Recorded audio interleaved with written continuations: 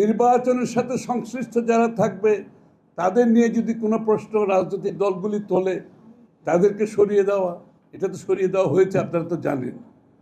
বিগত দিনে যাদের নিয়ে প্রশ্ন উঠেছে তাদেরকে সরিয়ে দেওয়া হয়েছে যাতে করে নির্বাচন প্রশ্নবিদ্ধ না হয়।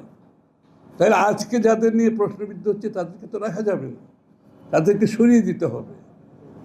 ডক্টর ইউনূস সাহেব সুষ্ঠু নির্বাচন চান, ওনাকে অভিনন্দন, আমরাও সবাই চাই।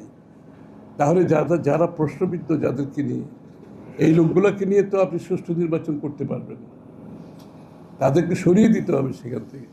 কারণ ইতিমধ্যে বিভিন্ন রাজনৈতিক দল থেকে এই প্রতিক্রিয়া জানানো হয়েছে।